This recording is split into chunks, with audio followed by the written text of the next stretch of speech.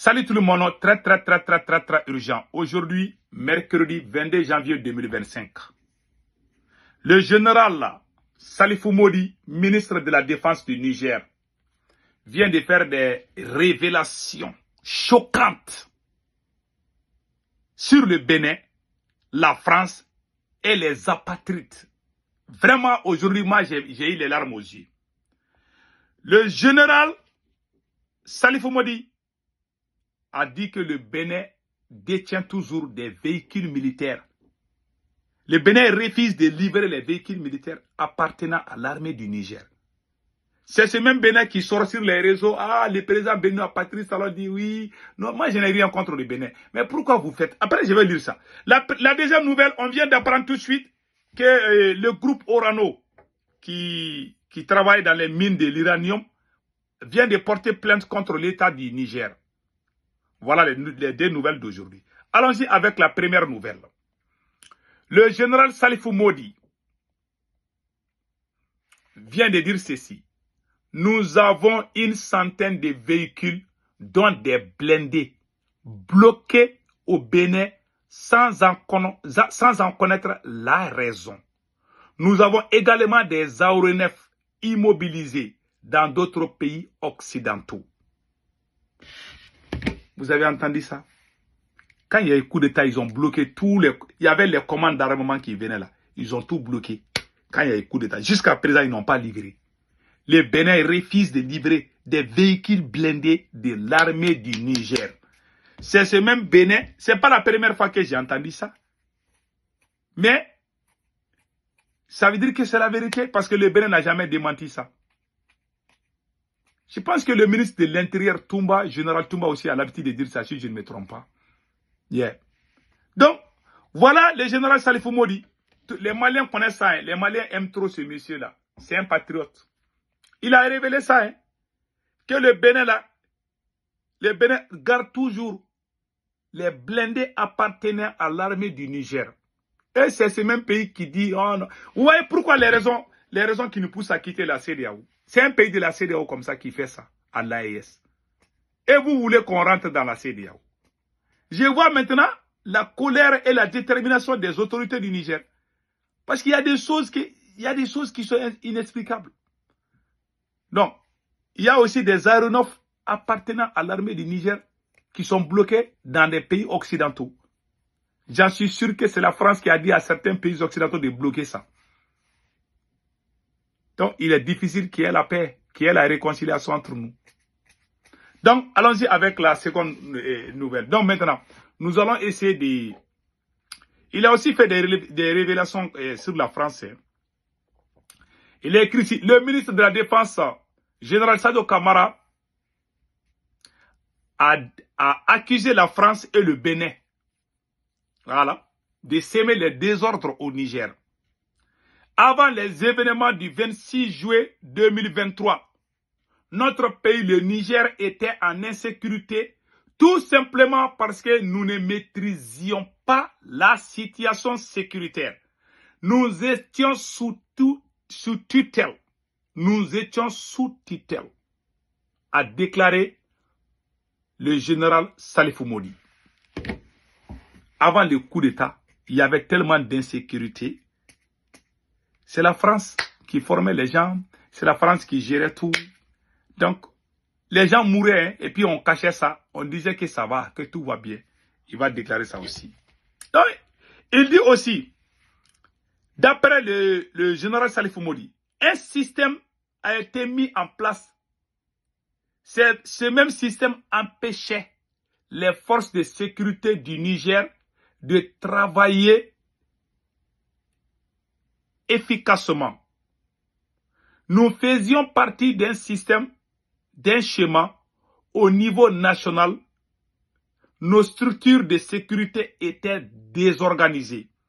Les forces de défense et de sécurité étaient bien en place, mais le système était de tel que ces forces ne pouvaient pas travailler en synergie. Cela faisait l'affaire de la France. Donc vous voyez maintenant, vous voyez, c'est des vérités qui sortent comme ça. Donc quand tu lis ça, tu te rends compte, la France, et c'est même Macron qui se lève, qui ose dire que nous, on doit dire merci à la France. C'est fini. Donald Trump a déjà écarté la France, c'est fini. Ah, Trump est puissant. Donc voilà la vérité. C'est la France qui empêchait nos armées d'avoir... Au Mali, là, même pour décoller les avions, là, il fallait demander la permission à la France. Si elle veut, elle dit oui. Si elle ne veut pas, elle dit non. Dans ton propre pays. C'est l'armée française qui a empêché l'armée malienne d'aller à Kidal. Je me rappelle très bien au Niger, quand Mamadou Issifou était président. Quand Mamadou Issifou était président. Les attaques contre le Niger venaient de Kidal. Les autorités du Niger ont dit au président Ibrahim Boubacar Keïta que les attaques là qui visent le Niger viennent de Kidal. Que l'État du Mali doit tout faire pour avoir le contrôle de la ville de Kidal. C'est Mamadou Issifou qui a quitté le Niger pour venir au Mali dire ça au président Ibrahim Boubacar Keïta. Je me rappelle très bien. J'avais même la vidéo, mais voilà la vidéo. Je vous laisse ça. Moi, je garde les anciennes choses. Ça, c'est en 2019. Quand Mamadou Issifou était président du Niger, voilà. Simplement un acte de bravoure. Écoutez. Que le président Issou Mamadou dise que le statut de Kidal menace la sécurité intérieure du Niger, c'est un corollaire, un postulat, une vérité inébranlable. Ce que beaucoup ignorent d'Issoufou Mahamadou, il ne parle pas dans l'air. Il a les preuves que certaines traquenards et attaques multiples pour nuire au Niger ont été préparées à Kidal. Donc, il y a des complicités. Le chef de l'État a eu le courage de l'affirmer à haute et intelligible voix. Mieux, il suggère la révision du statut de Kidal. La sécurité, a martelé Issoufou Mahamadou, est un bien mondial. Certains ont trouvé ces propos très tranchants.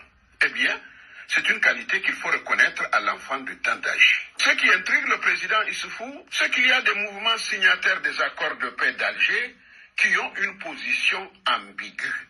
Oui, ambiguë. Pire, certains mouvements sont de connivence avec les terroristes. Pour le chef de l'État, il y a un choix à faire. Ou on est dans les accords de paix, ou on est avec les terroristes. Depuis quelques... Voilà, je m'excuse là. Attendez là, j'ai fait une erreur là, voilà. De rumeurs se propagent, de personnes peu averties et qui n'ont aucune connaissance.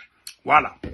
Donc, voilà, ça c'est le président Mamadou Issifou a quitté le Niger pour venir à Bamako au Mali et parler avec le président malien à l'époque, paix à son âme, Ibrahim Boubacar Keïta. Il a dit, Kidal, qui était à Kidal, c'est la France. C'est à Kidal que les terroristes là quittaient pour aller attaquer le Niger. Celui qui dit qu'il aime la France, moi j'ai envie de manger la personne, souvent. Celui qui dit que la France n'a rien fait là. Parce qu'ils n'ont pas tué ton père, ils n'ont pas brûlé ta famille. Les terroristes n'ont pas brûlé ta famille. Il y a des gens qui ont perdu toute leur famille. On ne va jamais pardonner la France. Tous les gens qui aiment la France, que Dieu les maudisse. J'ai perdu des amis, j'ai perdu des proches. J'ai des neveux qui étaient dans... Je ne vais pas parler, sinon je vais pleurer. La France nous a fait du mal. C'est pour cela, souvent, quand je critique souvent les autres, Assimi Goïta, il y a des gens qui disent que moi je travaille pour la France. Toutes les personnes qui m'ont dit que moi je travaille avec la France, je ne vais jamais les pardonner. Je ne vais jamais être ami avec eux jusqu'à la fin de ma vie. Je sais le mal que la France nous a fait. Ouais, le même Macron a eu le kilo de dire que nous on doit dire merci à la France. On va dire merci à la France pour quelle raison? On va dire merci à la France pour quelle raison? Si vous voyez que le Niger a souffert, le Burkina a souffert, c'est parce que la CEDEAO, en 2011-2012, quand les terroristes ont quitté en Libye pour venir à Tenzawaten, avant même d'arriver à Kidal, le président à l'époque, le général Amadou Toumani Touré, ATT, qui était président du Mali à l'époque, paix à son âme, est allé à Abidjan et à Dakar. les deux présidents du Sénégal et de la Côte d'Ivoire ont accordé que la CEDEAO va envoyer, si je ne me trompe pas, c'est 5000 hommes. 5000 hommes pour sécuriser la ville de Kidal, pour empêcher les terreaux d'avancer. La CEDEAO avait pris la décision. Quand Nicolas Sarkozy a envoyé ses représentants, je pense à Alain Juppé, et puis il y avait un autre là aussi, ils sont venus. Quand ils sont venus, ils ont dit non, non, non, il faut laisser. Et la CEDEAO a changé d'avis. Si on s'était mis ensemble au début, les terreaux là n'allaient pas attaquer, le Burkina allait être sauvé, le Mali allait être sauvé, et les pays voisins. Mais ils ont écouté la France. La France les a dit de ne pas aider le Mali. Et puis ils ont écouté. Et vous voulez que nous on rentre dans cette CEDEAO encore? Jamais. Je ne vais jamais accepter qu'on rentre dans la CEDEAO. Donc voilà ce qui s'est passé. En 2012, pour ceux qui ne le savent pas. Et voilà, les terroristes sont devenus nombreux, ils ont chassé l'armée malienne à Kidal. Ils ont chassé l'armée malienne à Gao et à Tombouctou. Ils ont coupé la tête d'une centaine de militaires maliens. Si je ne me trompe pas. Ils les ont mis comme ça, ils les ont coupé la tête, ils ont filmé. Ça a été sur YouTube. Moi, j'ai même honte de voir la vidéo là. Ils ont fait ça. Ils ont tué des Maliens, des soldats maliens. Malgré tout, la CEDEAO n'est pas venue. Ils ont pris le nord du Mali pendant 6 mois. 6 ou 8 mois. Le nord du Mali était à la main de ces voyous-là. Pendant 6 mois ou 8 mois, si je ne me trompe pas. Est-ce que la CEDEAO est venue nous aider? Non. Parce que la France les a dit non. Nous nous sommes battus. Tout ce que le général Salifou Moudi a dit, c'est la vérité. Je suis 200% d'accord avec lui. Tout notre problème d'insécurité, c'est la France. C'est ces mêmes Macronie, c'est même Macron qui nous dit que nous, on doit dire merci. On va te dire merci pourquoi. C'est pas vous qui êtes allé détruire la Libye. Et les ordures là, vous avez jeté les ordures sur les Sahel. Et vous nous dites de vous dire merci. Merci d'avoir tué nos papas. Merci d'avoir brûlé nos pays. Il y a des gens qui ont perdu tout dans leur vie, tout. J'ai rencontré une fille Peul. Elle s'appelait, bon, je ne vais pas dire son nom sur les réseaux. Elle est allée en Espagne. Moi, je l'ai aidée. Je l'ai aidée. Et je ne vais pas dire son nom, c'est pas bon. Elle est rentrée en Espagne et elle a un bon travail maintenant. Je l'ai même cherché à avoir un mari là-bas.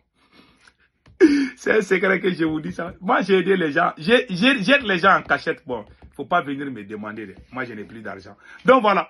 J'ai aidé cette fille. Elle m'a appelé un jour. Elle dit qu'elle a perdu tout dans la vie. Qu'elle veut se suicider. J'ai dit, pardon, il ne faut pas te suicider. Elle dit, les terroristes sont venus brûler sa maison. Son père avait 200 têtes de vaches. Ils ont tout pris. Ils ont tué son père. Ils ont tué... Non, quand je vais dire, je vais pleurer. La petite m'a appelé.